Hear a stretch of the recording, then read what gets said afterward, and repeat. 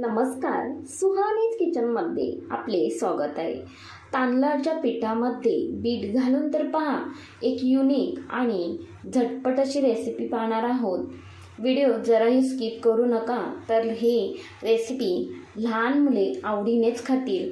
लहान मुले बीट अजिबात खायला मागत नाही, तर अशा पद्धतीने तुम्ही ही रेसिपी बनवलात तर आठवड्यातून 4 वेळेला ही रेसिपी मागून खातील, एवढी ही चवीला भन्नाट लागते. तर इथे मी एक बीट घेतले आहे, स्वच्छ धुवून घेतले आणि त्यानंतर आपल्याला पिलरने त्याची जी वरची साल आहे ती काढून घ्यायची आहे. तर ही साल काढून घेते.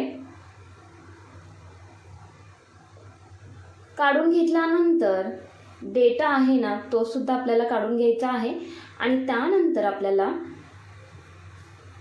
मधून कट करून घ्यायचे आहे आणि आपल्याला हे व्यवस्थित कापून घ्यायचे आहे.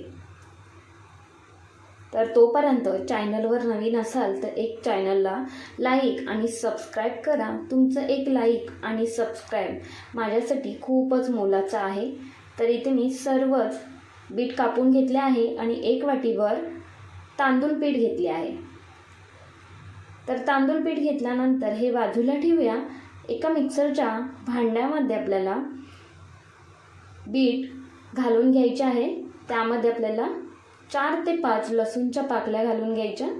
अर्धा इंच आलं घालून घेते.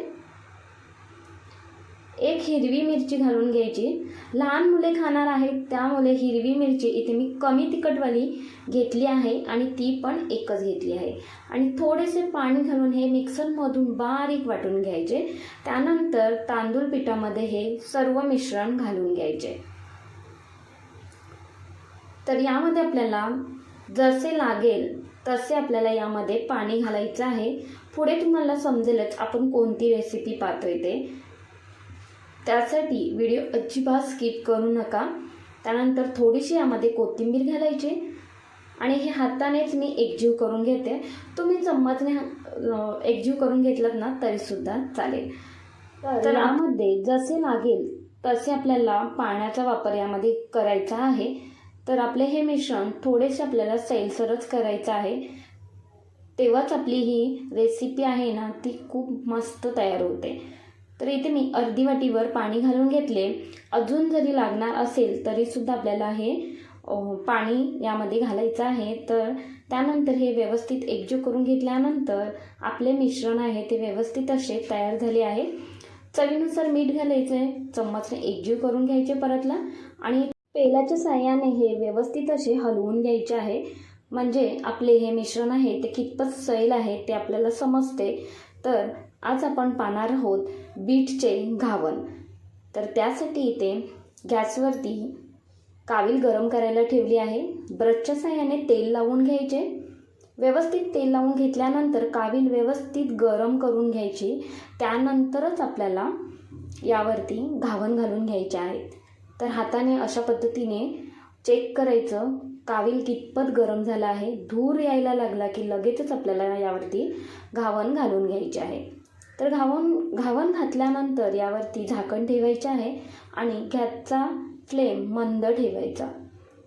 तर 30 सेकंदासाठीच फक्त आपल्याला झाकण ठेवून घ्यायचे आहे. त्यानंतर झाकण काढून घ्यायचे आणि हे व्यवस्थित घावन शेकून घ्यायचे. तर इथे बाजूने कडासुद्धा मोकळ्या झालेल्या आहेत इथे पाहताय.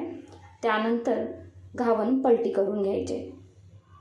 तर कावीलला अजिबात घावन चिटकत नाही आहे पाहताय तुम्ही. त्यानंतर लगेचच हे पलटी करून घेते आणि दुसऱ्या बाजूने सुद्धा हे घावन व्यवस्थित शेकून घ्यायचे. व्यवस्थित शेकून घेतल्यानंतर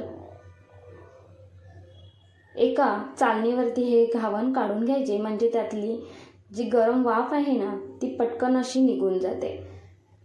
काय मस्त असं रंग आलेला आहे आपल्या घावनला, खूपच सुंदर.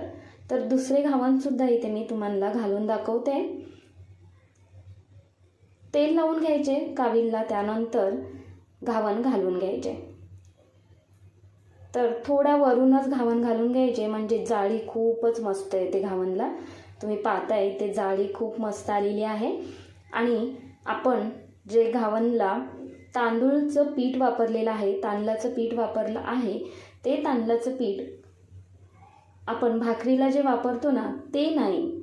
तर हे मी तांदूळ स्वच्छ धुवून घेतले आणि त्यानंतर हे फॅनखालीच वाळवून घ्यायचे आणि त्यानंतर हे घरघंटीमधून दळून आणलेले पीठ आहे तेच इथे मी घावणसाठी वापरले आहे. तर इथे आपले घावण मस्त असे तयार झालेले आहेत. तर 3 ते 4 घावण इथे मी तयार करून घेतले. काय मस्त रंग आला आहे आणि तेवढेच ते चवीला सुद्धा जबरदस्त लागतात. तर लहान मुले बीट म्हटलं की अजिबात खात नाहीत, खायला नाक मुरडतात.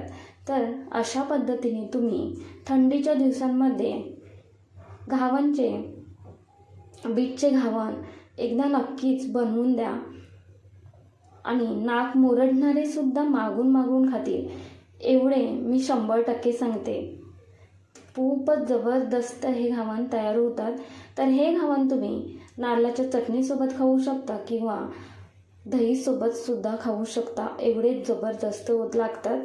तर ही रेसिपी तुम्हाला कशी वाटली ते मला कमेंटमध्ये नक्कीच कळवा. आवडली असेल तर एक लाईक, शेअर, हाईप तसेच सुहानीज किचनला सबस्क्राईब करायला अजिबात विसरू नका. धन्यवाद.